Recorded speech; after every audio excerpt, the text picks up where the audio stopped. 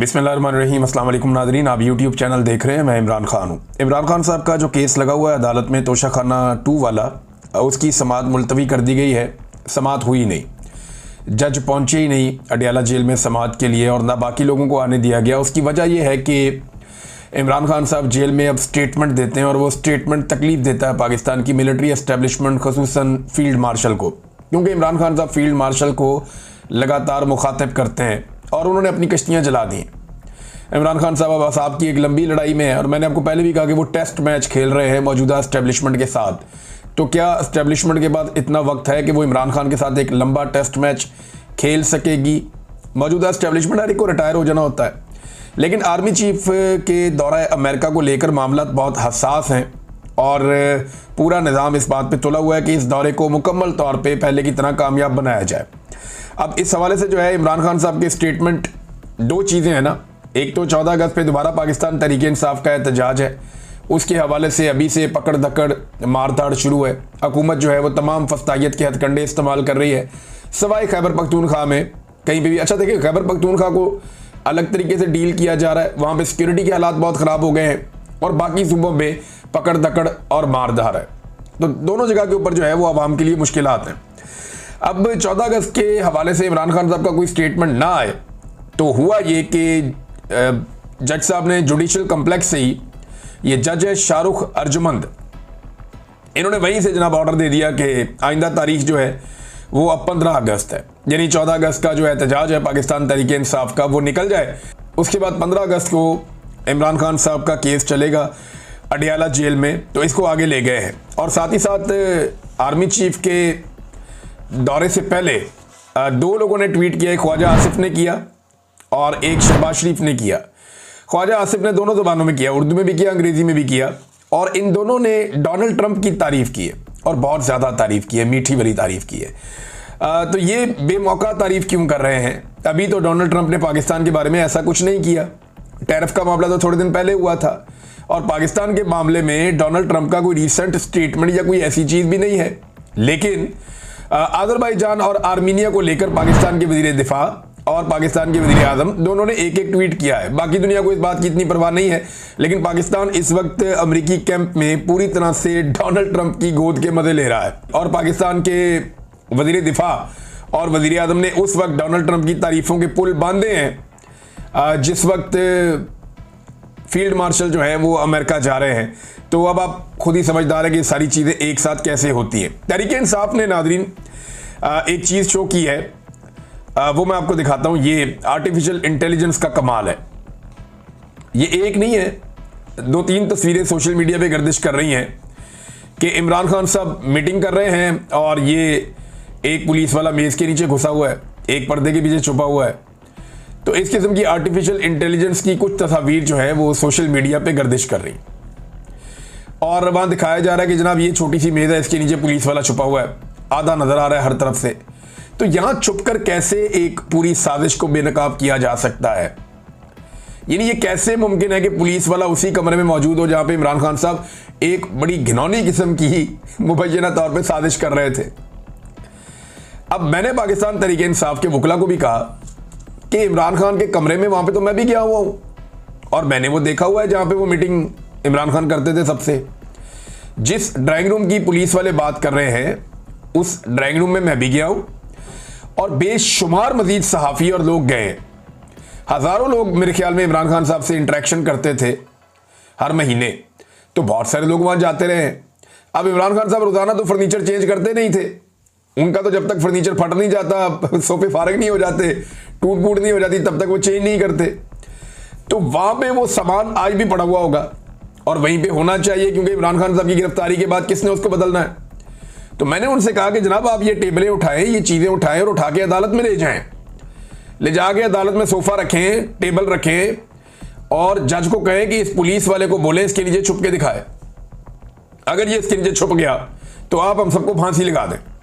छोटी छोटी टेबलें हैं वहाँ पे, वो बड़ी टेबल थी नहीं ऐसी जिसके नीचे बंदा ऐसे छुप जाए और पूरा गायब ही हो जाए, नजर ही ना आए। और ना कोई ऐसे पर्दे बिछे हुए थे कि जिनके अंदर नीचे बंदा घुस जाएगा। ये कोई शादी वाला वो माहौल तो नहीं बना हुआ था कि बड़े से हाल के अंदर बहुत बड़ी बड़ी गोल टेबलें होती हैं जिनके ऊपर पूरे पूरे पर्दे लटक रहे होते हैं, जिनके नीचे अंदर बंदा घुस जाए तो बंदा बाद में नजर नहीं आता है। कोई डाइनिंग टेबल जैसी सूरत हाल हो कि बहुत बड़ी कोई डाइनिंग टेबल है जिसके नीचे बंदा घुस जाए तो वो अंदर नजर नहीं आता, किसी के पैरों पे भी टच नहीं होता। बड़ी अजीबोगरीब किस्म की ये कहानी सुनाई गई है और अदालत ने इस कहानी पे यकीन करते हुए फैसला भी दे दिया। अब आर्टिफिशियल इंटेलिजेंस के जरिए से जो काम पाकिस्तान तहरीक इंसाफ कर रही है, ये काम पाकिस्तान तहरीक इंसाफ प्रैक्टिकली कर सकती थी। अभी भी उठाएं टेबल सामने रख के अलीमा खान प्रेस कॉन्फ्रेंस करें कि ये वो टेबल है जिसके नीचे पुलिस वाला छिपा हुआ था। अब बताएं पुलिस वाला इसके नीचे छुप के दिखाए ना कि इसके नीचे बंदा कैसे छुप सकता है। बहरहाल एक और नाज़रीन खबर है और ये बड़ी इंटरेस्टिंग है। अब भारतीय डिफेंस की जानिब से भी एक दावा सामने आया और ये भारतीय एयर चीफ है। भारतीय एयर चीफ ने बहुत अजीबोगरीब दावा कर दिया है और ये मज़ाक़ा खेज दावा है। इनका नाम है जी अमरप्रीत सिंह। अमरप्रीत सिंह जो है वो भारतीय एयर चीफ है और इनके दौर में भारत के तैयारे पाकिस्तान ने गिराए, तबाही फेर दी इंडियन एयर फोर्स की और इंडियन तैयारे जो हैं वो एक एक करके गिरे। राफेल तैयारे की तबाही करवा के वहाँ फ्रांस की मार्केट भी डाउन कर दी और चाइना का बहुत फ़ायदा हो गया इसमें। तो जनाब अब वो ये कह रहे हैं कि जी हमने भी पाकिस्तान के 6 तैयारे तबाह किए थे। इतने महीने गुजर गए, मई के महीने में लड़ाई हुई थी, जून जुलाई, अब ये अगस्त चल रहा है। 3 महीने के बाद इंडियन एयर चीफ आता है और वो आकर कहता है जी हमने भी इंडिया पाकिस्तान के तैयारे तबाह किए थे। तो दुनिया पागल है कि मान लेगी ये बात? भाई जब तबाह किए थे तब बताना चाहिए था। कहते जी हमारे पास सबूत है, हमने पाकिस्तानी तैयारे तबाह किए थे, कुछ हमने हवा में तबाह कर दिए थे, कुछ खड़े हुए भी हमने तबाह कर दिए थे और एक पाकिस्तान का कोई बड़ा सर्वेलेंस वाला तैयारा है वो भी हमने तबाह कर दिया था। हाँ, ये पाकिस्तान के साथ हुआ था कराची मेहरान एयरबेस पे, जब हमारा एक बड़ा तैयारा तबाह किया गया था जो बहुत कीमती था। वो उस वक्त एक हुआ था हमारे साथ वाकया, लेकिन ये बिल्कुल झूठ है, इसका कोई सबूत इनके पास नहीं है। और पाकिस्तान का जो एक्शन था जिसमें इंडियन तैयारे गिरे हैं वो पूरी दुनिया के अंदर सब लोग मानते हैं। अमेरिकी सदर कहता है बार बार इनके तैयारे गिर गए, उनको शर्मिंदा करते हैं, उनकी अपनी पार्लियामेंट के अंदर सब कहते हैं। तो इंडिया बहुत बुरी तरह एक्सपोज हुआ। वो अपने लोगों को खुश करने के लिए एक प्रोपेगेंडा चला रहे हैं क्योंकि हमारी आवाज़ इंडिया तक पहुंचती नहीं है। इन्होंने हमारे सारे चैनल्स इंडिया में ब्लॉक कर दिए हैं। इंडिया में क्या, इधर हमारे पाकिस्तानी एस्टेब्लिशमेंट ने पाकिस्तान में भी ब्लॉक कर दिए, ये हालात पैदा कर दिए गए। अच्छा, जो इंडियन क्लेम है उसके बाद किसी किस्म का दुनिया से कोई भी किसी किस्म का रद्द-ए-अमल भी नहीं आया क्योंकि लोगों को इस बात का आइडिया है कि ये आदमी ने बंगी मारी है और अपने लोगों के बीच में बैठ के एक बड़क मारी है, इसकी कोई हैसियत है नहीं, हकीकत से इसका दूर दूर तक कोई ताल्लुक नहीं है।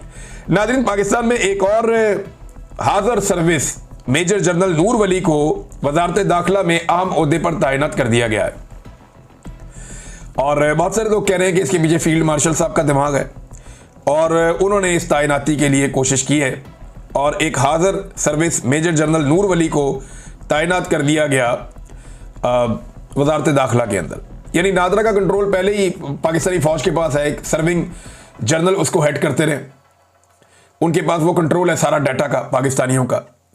और अब जो है वो ये जो है वजारत दाखिला में एक और इंपॉर्टेंट जगह पे एक और मेजर जनरल आकर बैठ गए। ये क्यों हो रहा है? यानी ये तो सिविलियंस के इदारे हैं, इनको तो सिविलियंस ने कंट्रोल करना है और उन सिविलियंस ने कंट्रोल करना है जिन्होंने बाकी इदारों पे भी नजर रखनी है। तो इस मुल्क में तो एस्टेब्लिशमेंट के एहतसाब का सिलसिला ही खत्म हो जाएगा जब सारा का सारा कंट्रोल ही एस्टेब्लिशमेंट के बाद चला जाएगा। तो आहिस्ता आहिस्ता हो यह रहा है कि तमाम इदारों में अपने बंदे बिठाने के बाद पाकिस्तान की मिलिट्री एस्टेब्लिशमेंट आहिस्ता आहिस्ता पाकिस्तान के हर इदारे को अपने कंट्रोल में ले रही है। उन्हें ऐसा लगता है कि जितना अच्छा उनका कंट्रोल होगा पाकिस्तान के तमाम इदारों पे, उतने बेहतर अंदाज में वो अपनी मर्जी के फैसले कौम के ऊपर मुसल्लत कर सकेंगे। लिहाजा ये सारा कुछ हो रहा है, हम होता हुआ देख रहे हैं, साथ साथ रिपोर्ट कर रहे हैं, लेकिन ये सिलसिला कब तक चलेगा ये कोई कुछ नहीं कह सकता। एक दिन आएगा जब ये काया पलटेगी और हालात बेहतरी की तरफ जाएंगे। नाज़रीन, इंटरनेशनल ह्यूमन राइट्स फाउंडेशन ने भी पाकिस्तान के बारे में बड़ी तशवीशनाक एक ट्वीट की है और उन्होंने बताया कि 2 साल से इमरान खान साहब की कैद के हवाले से जो तहफ़्फ़ुज़ात हैं वो बताया कि जिस किस्म की डिटेंशन में इमरान खान साहब को रखा गया है और 5 अगस्त 2023 में वो गिरफ्तार हुए थे, अब 2 साल मुकम्मल हो गए हैं और जिस किस्म का इमरान खान साहब को फेयर ट्रायल का हक नहीं दिया गया, उनके फैमिली मेम्बर्स को नहीं मिलने दिया जाता, उनके वकला को नहीं मिलने दिया जाता, ये सारी चीज़ें इस पोस्ट के अंदर लिखी हैं इंटरनेशनल ह्यूमन राइट्स फाउंडेशन ने। तो आलमी सतह पर आवाज़ें उठाई जा रही हैं। ये भी लिखा गया कि जैसे एक हफ्ते के अंदर पाकिस्तानियों की एक बड़ी तादाद को, 100 से ज़ायद लोगों को 9 मई के मुकदमात में सजाएं सुनाई गई और वहां पे फेयर ट्रायल का हक नहीं दिया गया, और साथ ही साथ 85 जो सिविलियंस हैं उन्हें मिलिट्री अदालतों से सजाएं दी गई हैं। तो मुतालबा किया गया कि ये सिलसिला बंद किया जाए, ये सिलसिला ख़त्म किया जाए। स्पेशली पाकिस्तान तहरीक इंसाफ का नाम लेकर जिस किस्म के बैंड्स लगाए जा रहे हैं पाकिस्तान में, तहरीक इंसाफ पर उनकी आवाज़ को दबाया जा रहा है। फ्रीडम ऑफ स्पीच पाकिस्तान में नहीं है। साथ ही साथ जो लोग एहतजाज करना चाहते हैं उन्हें गिरफ्तार किया जाता है, जो कुछ 5 अगस्त को हुआ और जो लगातार होता चला जा रहा है। इस सब के खिलाफ जो है वो ना सिर्फ मजम्मत की गई बल्कि आवाज़ उठाई गई, और पाकिस्तान की जो रियासत है उसे कहा गया कि इस किस्म की चीज़ें बंद करें, ये इंटरनेशनली आप वायलेशन कर रहे हैं ह्यूमन राइट्स की, जो इंटरनेशनल लेवल के ऊपर एक सेट पैटर्न है पाकिस्तान उससे बार बार बाहर निकल जाता है। अब नाज़रीन, बलूचिस्तान की सूरत हाल क्या पाकिस्तान के हाथ से बाहर निकल रही है? एक्चुअली तो बलूचिस्तान पाकिस्तान है ना, एक सूबा पाकिस्तान का, लेकिन बलूचिस्तान के हालात लगातार बिगड़ते जा रहे हैं। पाकिस्तान का जो वज़ीर दाखिला है या पाकिस्तान की जो एस्टेब्लिशमेंट है वो एक डिनाइल की सिचुएशन में, जिस वक्त बार बार सियासतदान भी कहते थे, हम भी कहते थे, बलूचिस्तान में जो हमारे दोस्त हैं वो ये बताते थे कि बलूचिस्तान हाथ से निकल रहा है, बलूचिस्तान के हालात ख़राब हो रहे हैं, वहाँ पे एक नफरत बढ़ती चली जा रही है।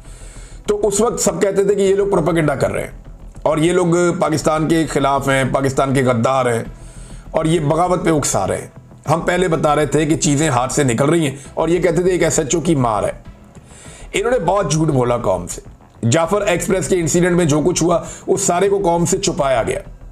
बहुत सारी चीज़ें जो कौम को पता होनी चाहिए थी वो कौम को नहीं बताई गई और बलूचिस्तान आहिस्ता आहिस्ता आहिस्ता एक नो गो एरिया में कन्वर्ट हो गया। बजाय इसके कि एस्टेब्लिशमेंट होश के नाखून लेती, उन्होंने डंडे का सहारा लिया, बंदूक उठाई, गोली का इस्तेमाल किया, जबरी तौर पे इंसानों को लापता किया और नफरत को हवा देना शुरू कर दिया। अब जो चिंगारी एक भड़क रही थी बलूचिस्तान में, बजाय इसके कि उसको ठंडा करते, उसमें पानी डालते सियासतदान आकर, एस्टेब्लिशमेंट ने उसको हवा देना शुरू कर दी और अब वो एक आग के अंदर बदल चुकी है। बलूचिस्तान की सूरत हाल क्या है इस वक्त जो लेटेस्ट है, उस हवाले से कुछ चीज़ें मैं आपको बताता हूं कि सिक्योरिटी की बिगड़ती सूरत हाल का अंदाजा आप इस खबर से लगा सकते हैं कि पंजाब से एक शख्स को कहा गया कि ऑफिसर है, सीनियर ऑफिसर हैं, कि आपको हम IG बलूचिस्तान की पोस्ट दे रहे हैं, आप बलूचिस्तान चले जाएं। अब IG की जो पोस्ट होती है ना, ये बड़ी अहम होती है। जो IG लग सकता है बलूचिस्तान में वो बाद में इस्लामाबाद में, पेशावर में, लाहौर में, कराची में, कहीं भी IG लग सकता है। एक बड़ा होता है ना, उससे फ़ायदा उठाया जा सकता है। लेकिन इस ऑफिसर ने IG बलूचिस्तान लगने से इनकार कर दिया। अब आप अंदाज़ा करेंगे एक ऑफिसर IG जैसा ओहदा उस पे जाने से इनकार कर रहा है कि भाई मैं इस सूबे में नहीं जा सकता। और यौम आज़ादी की जो तकरीबात हैं वो 7 अगस्त को पेशगी मना ली गई, ये भी आप अंदाज़ा कर लें। यानी आप 14 अगस्त की तकरीबात यौम आज़ादी मनाते हैं ना, वो 7 अगस्त को पेशगी तकरीबात कर ली गई। अब विजुअल इकट्ठे किए जा रहे हैं कि जनाब 14 अगस्त पे हम चला लेंगे। इतने सीरियस मसाइल हैं बलूचिस्तान के अंदर और अब हालात यहाँ तक पहुँच गए हैं कि इंटरनेट बंद है बलूचिस्तान में, मोबाइल इंटरनेट मुकम्मल तौर पे बंद किया हुआ है और सिर्फ सिक्योरिटी वजूहात की बिना पर। और रात के वक्त जी पब्लिक ट्रांसपोर्ट बंद कर देते हैं पूरे बलूचिस्तान में, मगरिब के बाद कोई गाड़ी नहीं छोड़ते, कहीं किसी को नहीं जाने देते। और पंजाब जाने वाली बसों में 2 गनमैन तैनात किए जाते हैं अब हर बस के अंदर, ताकि लोग जो है वो हिफाजत के साथ पहुंच सकें। ऐसा पाकिस्तान में और कहीं नहीं होता। और पंजाब से आने वाली मुसाफिर बसों को सिर्फ दिन के वक्त सफ़र की इजाज़त दी जाती है और नहीं दी जाती बाकियों को। जो अहले तशी हैं, जो ज़ायरीन हैं, इसमें सुन्नी भी चले जाते हैं, ये ईरान और इराक, तो इसमें ये जो ज़ायरीन जाते हैं इनको सड़क के ज़रिए जाने से मना कर दिया गया है। और सरकारी अफसरान और मेंबरान असम्बली को हदायत की गई है कि वो तनहा बिल्कुल सफ़र ना करें, बड़ी सिक्योरिटी के अंदर ट्रैवल करें। ये नाज़रीन बलूचिस्तान की सूरत हाल है। जो लोग ये दावा करते हैं कि बलूचिस्तान ठीक हालात में है, वो जाकर ज़रा आईना देखें और अपने गिरबान में झांकें कि उन्होंने इस डिनाइल में बलूचिस्तान को कहाँ तक पहुँचा दिया है। इंतहाई मखदूश सूरत हाल है और इसको ठीक करने का तरीक़ाकार क्या है? सिर्फ एक तरीका है कि आप आईने पाकिस्तान पर अमल करें, आप जबरी गुमशुदगियाँ बंद करें, बलूचिस्तान के नौजवानों से बात करें। समीदीन बलोच साहिबा पहुँची हैं, अब लगभग 25 दिन से ज़्यादा हो गए हैं बलूचिस्तान में जबरी गुमशुदगियों के खिलाफ और ख़वातीन की गैर कानूनी गिरफ्तारियों के खिलाफ एक एहतजाज चल रहा है इस्लामाबाद में। लोग रोजाना आकर बैठ जाते हैं धरना देने के लिए, एहतजाज करते हैं, कभी सड़क पे कभी कहीं, जहां उन्हें जगह मिलती है वो बलोच खवातीन है वो आकर बैठती हैं, वो एहतजाज करती हैं।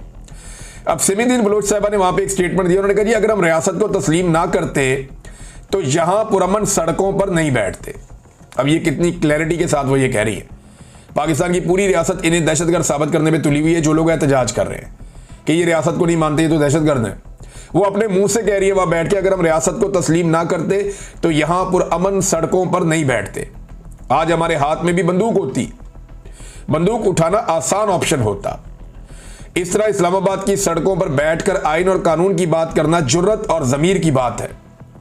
अगर आज हम पुरअमन एहतजाज कर रहे हैं तो रियासत को चाहिए कि हमारे इस एहतजाज को सुने। अगर इस तरह हमें दहशतगर्द बनाया गया तो फिर जो पुरअमन सियासी जद्दोजहद पर यकीन रखते हैं उनका भी एतबार उठ जाएगा। अब ये बड़ी अक्ल वाली बात है, एक खातून है वो कर रही हैं, रियासत को वक्त से पहले समझा रही हैं कि जो लोग अभी भी रियासत पे भरोसा करना चाहते हैं, जो लोग अभी भी चाहते हैं कि कोई हथियार ना उठाए, पुरअमन तरीके से बलूचिस्तान का मसला हल हो, वो सड़कों पर आकर बैठे हैं बजाय उनकी बात सुनने के। आप उनके ऊपर जुल्म और सितम कर रहे हैं। आप क्यों सबको दीवार से लगाकर ये चाहते हैं कि पूरा का पूरा बलूचिस्तान ये हथियार उठा ले? ये रियासत की गलत पॉलिसी है। इसको नवाज शरीफ ने माजी में कंडेम किया था, आजकल नवाज शरीफ खामोश है। इसको इमरान खान साहब ने कंडेम किया था, आजकल वो जेल में है। और हर दौर में ये जुल्म होता रहा है बलूचिस्तान के लोगों के साथ, कबायली इलाकों के लोगों के साथ। अब ये सिलसिला रुकना चाहिए क्योंकि अब काफी ताखीर होती चली जा रही है और हालात एक के बाद एक मजीद खराब होते चले जा रहे हैं गुजरते वक्त के साथ। नाज़रीन, मेरे पास से दो खबरें और हैं। एक तो ये है कि गर्मी की वजह से जो पंजाब के स्कूल हैं वहां पे ये कह दिया गया है कि 1 सितंबर को स्कूल खुलेंगे, यानी बच्चों का 15 दिन का मजीद नुकसान हो जाएगा। अब मौसम तो तब्दील हो रहा है, बजाय इसके कि बच्चों को सहूलतें दी जाएं, स्कूलों को अपग्रेड किया जाए, सूरत को बेहतर किया जाए, ये जो लंबी छुट्टियां हैं ये बच्चों के सिलेबस का नुकसान करेंगी। ये भी एक रियलिटी है। टीचर्स ने मुझे बताया कि ये इससे नुकसान होगा। अब देखें आगे स्मोक आ जाएगी। स्मोक के दिनों में दोबारा स्कूल बंद कर दिए जाते हैं। उसकी वजह ये कि एक नया फिनोमिना है ना, तो अगर गर्मियों की छुट्टियां 3 महीने तक लंबी भी हो जाती थी तो फिर जो सर्दियों में ये कसर पूरी हो जाती थी। लेकिन अब सर्दियों में स्मोक की वजह से स्कूल बंद किए जाते हैं और बच्चे स्कूल नहीं जा पाते। ये एक नई चीज़ है। तो क्लाइमेट चेंज ने जो पाकिस्तान के अंदर इन्वायरमेंट की तबाही हुई है गुज़िश्ता चंद दहाइयों में, जिस पे हमने बिल्कुल तवज्जो नहीं दी, उसने बच्चों की तालीम और आने वाले जो नस्ल है उसकी ट्रेनिंग पे बड़े खौफनाक असरात डाले हैं। और ये चीज़ें हमें फेस करनी पड़ेंगी। पाकिस्तान को बेहतर प्लानिंग की ज़रूरत है। लेकिन मौजूदा रजीम जो है इसके पास तो हर चीज़ का एक ही हल है, बंद कर दो। कोई मसला हो रहा है इंटरनेट बंद कर दो, कोई और बात हो रही है मोबाइल फ़ोन बंद कर दो, कोई वाक़या होने वाला जी डबल सवारी बंद कर दो, कोई और चीज़ हो रही है जी दहशतगर्दी का खतरा है जनाब डबल सवारी बंद कर दो, स्कूल बंद कर दो, सड़कें बंद कर दो, यानी लीडर भी बंद कर दो। इनके पास हर चीज़ का एक ही हल है कि बंद कर दो। किसी चीज़ को दुरुस्त करने की कैपेसिटी है नहीं और बंद करने के अलावा इनको कुछ और आता नहीं है। नाज़रीन, पाकिस्तान में शुगर मिलों को नवाजने के लिए जो है वो एक लंबा सिलसिला चल रहा है। अब ये एक और काम डाल दिया गया है। ये 2 चीज़ें हुई हैं। एक तो चीनी के अंदर ये बेशुमार पैसा कमाते हैं। जब ये खरीदारी करते हैं गन्ने की तो ये इस तरीके से खरीदारी करते हैं कि किसानों को इंतज़ार कराते हैं, उन्हें किराया पड़ता रहता है ट्रॉलियों का, गन्ना खुश्क होता रहता है और ये बाद में उसका वज़न कम करके फिर ख़रीदते हैं। एक तो वज़न के अंदर 2 नंबरी करते हैं, दूसरा वज़न में 2-3 किस्म की 2 नंबरी हैं जो ये लोग करते हैं, और दूसरा ये कीमत अदा नहीं करते किसान को पूरी, बहुत सस्ता गन्ना खरीदते हैं। फिर चीनी की कीमत कभी स्टॉक करके, कभी सट्टा खेल के, कभी हुकूमत के साथ मिलकर, कभी एक्सपोर्ट करके, कभी इंपोर्ट करके उसके अंदर भी ये दिहाड़ियाँ लगाते हैं। और आखिरी चीज़ जो अब एक और इनको मिलती है, ये फोक एक गन्ने से पैदा होता है। हम इसे फोक कहते हैं, बिगास भी कहते हैं इसे। इससे बिजली बनती है, ये कोयले की तरह जलता है। और अब किया ये गया है हुकूमत की जानिब से कि ये इसकी कीमत पहले आधी होती थी, अब डबल कर दी गई है। इसकी कीमत को भी कोयले की कीमत के बराबर कर दिया गया है ताकि इस हिसाब से मुनाफा और फ़ायदा दिया जाए इन शुगर मिलों को। यानी कैपेसिटी पेमेंट शुगर मिलों को भी अदा की जा रही है जो बिजली वो पैदा करती हैं या कर सकती हैं। जो वो दस्तावेज़ात आई हैं उनके मुताबिक, ये एग्जैक्ट प्रेस की न्यूज़ है, वो ये कहते हैं कि दस्तावेज़ात में इंकशाफ हुआ है कि गन्ने के फोक से बिजली बनाने वाली 8 शुगर मिल्स को हुकूमत की जानिब से कैपेसिटी पेमेंट अदा कर दी गई है। और इसमें जनाब गुज़िश्ता माली साल में 8 शुगर मिल्स को 3 अरब 42 करोड़ रुपए अदा किए गए। अलमुइज़ इंडस्ट्री को पैसा दिया गया नाज़रीन इसके अलावा जहांगीर तरीन की मिलों को पैसा दिया गया, हमजा शुगर मिल को जनाब पैसा दिया गया, और दीगर बहुत सारी, रहीम यार खान शुगर मिल है उसको भी दिया गया पैसा, और कई और मिले इनको पैसा दिया गया है। तो आप अंदाज़ा करें कि पाकिस्तानियों को कैसे कैसे ये माफिया चूना लगाते हैं। अब तक के लिए इतने, अपना ख्याल रखिएगा, अपने इस चैनल का भी। अल्लाह हाफ़िज़।